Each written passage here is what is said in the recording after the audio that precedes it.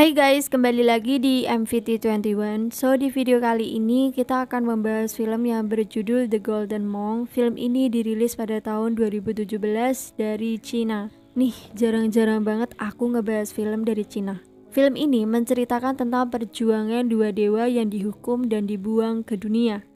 Biasanya cerita dewa-dewi ala surga kepercayaan mereka, di mana dua sejoli dewa jatuh cinta dan diusir. Katanya di kayangan tidak boleh melakukan percintaan kayak manusia pada umumnya, dan itu melanggar janji kayangan. Penasaran? So mari kita langsung saja ke alur ceritanya. Check it out.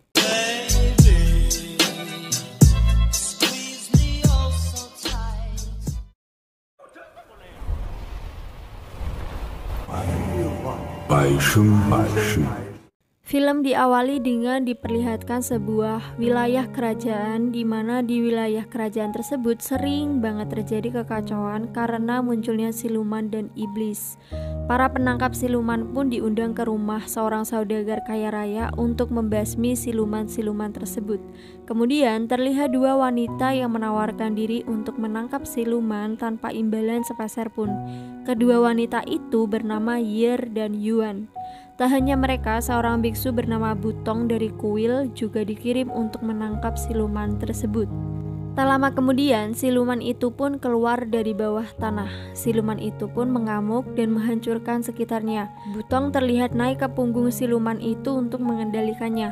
Yi-Er dan Yuan juga tak tinggal diam dan langsung menggunakan panah mereka untuk menyerang siluman tersebut. Serangan itu pun akhirnya berhasil mengalahkannya dan dia langsung jatuh begitu saja.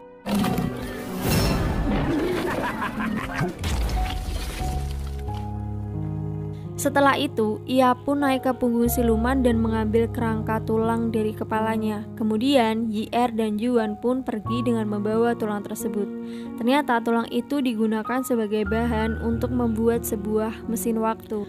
Mesin itu dibuat khusus oleh Yi-Er untuk menemukan cinta sejatinya yang telah berpisah dengannya selama ribuan tahun. Ternyatanya lagi, Yi-Er dahulu adalah seorang dewi di langit. Dahulu, ia dan seorang dewa saling mencintai satu sama lain.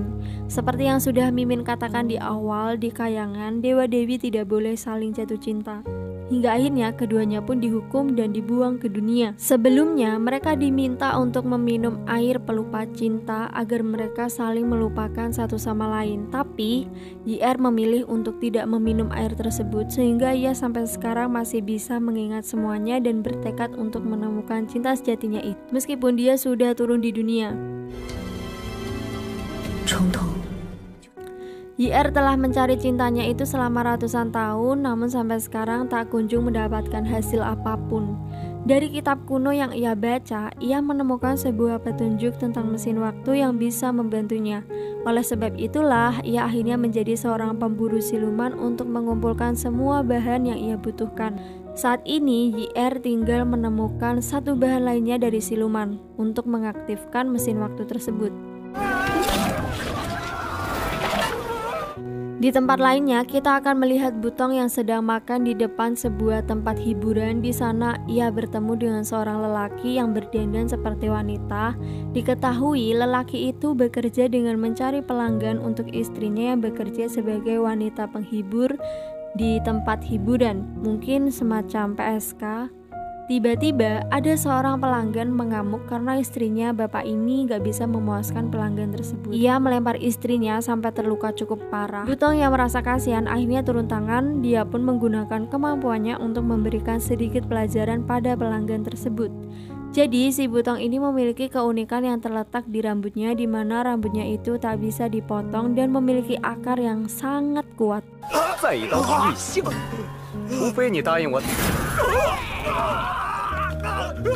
Scene lalu beralih memperlihatkan sebuah kerajaan siluman. Di sana terdapat raja siluman dan 3 putri angkatnya. Ketiga putri itu adalah siluman ular, siluman kucing, dan siluman laba-laba.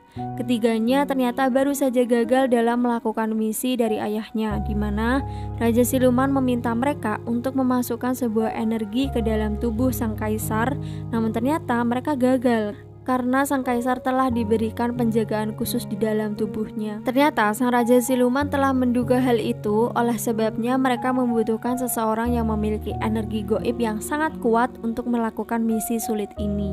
Di tempat lainnya, para biksu lagi-lagi berusaha untuk memotong rambut Butong, bukan dengan gunting tapi dengan kapak, dan lagi-lagi hal itu hanyalah perbuatan yang sia-sia. Para biksu pun berpikir bahwa Butong mungkin dahulu telah melakukan dosa yang sangat besar pada para dewa sampai ia pun dihukum seperti itu. Bahkan ketika Butong mencoba meminta maaf pada para dewa, dewa-dewa itu malah berbalik darinya dan seperti tidak menerima permintaan maafnya. Setelah itu beberapa biksu tiba-tiba datang. Butong dan gurunya dikeroyok karena telah membuat para dewa berbalik. Namun karena Butong sangat kuat, jadi semua serangan itu tak mempan untuknya. Sementara itu guru Butong pun dipukuli pada kepalanya sampai kepalanya pun retak seperti ini. Tak diduga, guru Butong ternyata seorang dewa bernama Fuhu yang ditugaskan untuk menemani perjalanan Butong selama di dunia. Kemudian Fuhu memberitahukan kejadian sebenarnya yang terjadi kepada Butong dahulunya. Pada dahulu kala, Butong tinggal di langit dan dia adalah seorang dewa yang dihukum dan dibuang ke dunia. Tak disangka kejadian di kuil itu ternyata dipantau oleh Raja Siluman. Raja Siluman memiliki dendam pribadi kepada Butong yang dahulu pernah menangkap dan menahannya. Sin kemudian beralih memperlihatkan sebuah pasukan bersama ketuanya yang sedang melakukan perjalanan. Lucunya adalah ketua dari pasukan ini adalah seorang wanita tapi dia berkumis.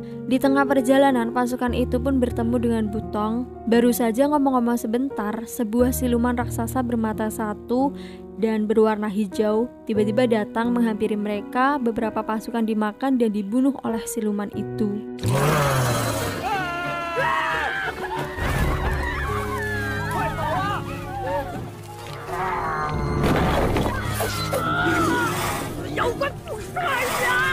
Tak lama kemudian, Yi-Er dan Yuan pun datang untuk menolong mereka. Kini Yi-Er, Yuan, Butong, dan ketua pun bekerja sama untuk membunuh siluman tersebut.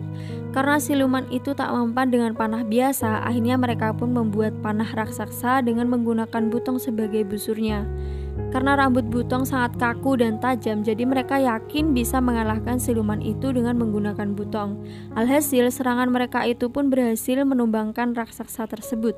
Yi-Er dan Yuan pun mencongkel mata dari siluman itu untuk dijadikan bahan terakhir dari penelitian mereka. Butong dan ketua juga mengikuti Yi-Er ke tempat markasnya. Sesampainya di rumah, Yi-Er dan Yuan pun bersiap untuk mengaktifkan mesin waktu tersebut karena bahannya sudah lengkap. Kemudian terlihatlah kehidupan dari Yi-Er selama ribuan tahun, mulai dari saat ia menjadi dewi sampai ia dihukum dan dibuang ke bumi. Tak diduga, cinta sejati Yi-Er adalah seorang dewa yang bernama Cintong. Setelah Cintong dibuang ke bumi, dia bereinkarnasi menjadi biksu yang bernama Butong. Jadi sebenarnya cinta sejatinya ya Butong ini. Bersama-sama, Yi-Er dan Butong pun saling menatap satu sama lain. Yi-Er kemudian mengungkapkan bagaimana ia selama ini telah berusaha keras untuk mencari kekasihnya itu. Kini keduanya pun telah dipertemukan dan Butong pun langsung memeluk Yi-Er. Kehangatan itu tak berlangsung lama karena sang Raja Siluman beserta kedua putrinya tiba-tiba datang dan menyerang mereka secara tiba-tiba. Tanpa basa-basi, Raja Siluman langsung menargetkan Butong dan Yi-Er, sementara kedua putrinya melawan ketua dan Yuan. Kekuatan Raja Siluman tak bisa mereka tandingi sehingga mereka pun kalah dalam pertarungan itu. Bahkan Butong pun sekarat akibat serangan dari Raja Siluman. Untuk menyelamatkan Butong, Yi-Er harus memakan ulat pembunuh dan mengikuti semua perintah sang Raja Siluman. Jika ia berani melawan, maka ulat itu akan memakan bagian dalam tubuhnya sampai nanti dia mati. Butong yang sekarat pun diselamatkan oleh putri Raja Siluman, yaitu siluman ular. Tak diduga putri ular itu ternyata dahulu kala pernah diselamatkan oleh Butong, sehingga ia pun membalas perbuatan Butong dengan menyelamatkannya. Balas budi ini ceritanya, dia merasa berterima kasih pada Butong. Dan putri siluman ini adalah putri siluman yang paling baik di antara putri-putri angker lainnya.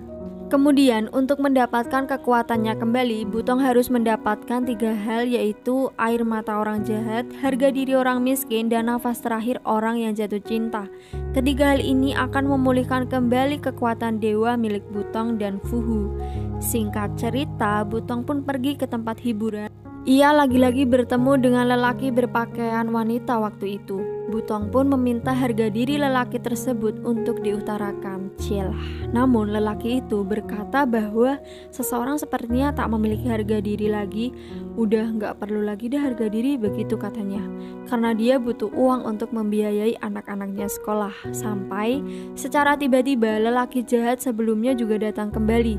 Lelaki itu lagi-lagi membuat kekacauan, bahkan membuat si istri terbunuh. Karena saat ini Butong tak memiliki kekuatan apapun, ia pun tak mampu membantunya sama sekali dan hanya bengong di sana. Tentu saja Pak suami sangat marah melihat istrinya terbunuh mengenaskan. Pak suami akhirnya mengamuk dan menghajar lelaki jahat itu. Dari kejadian itulah Butong berhasil memenuhi satu syarat, yaitu harga diri orang miskin. Setelah menghajar lelaki jahat itu, sang suami pun menusuk dirinya dan mati menyusul istrinya. Kedua anak mereka pun akhirnya menangis melihat kedua orang tuanya yang meninggal.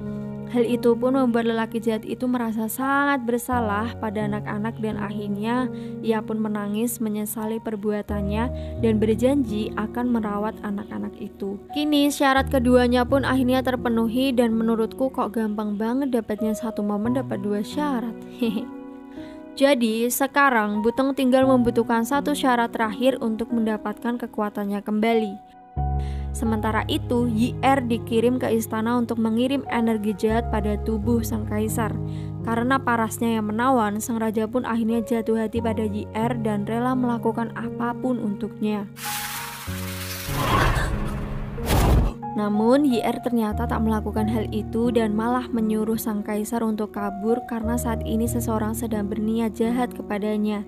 Raja Siluman yang melihat dari kejauhan pun langsung memainkan gendangnya dan membuat ulat di tubuh YR mengamuk. YR langsung merasa kesakitan yang sangat dahsyat. Ular itu pun bergerak ke seluruh tubuh YR dan memakan bagian dalam tubuhnya. Setelah itu, Raja Siluman dan kedua anaknya pun pergi menyerang ke istana. Beruntung, Butong dan Fuhu tiba di saat yang tepat.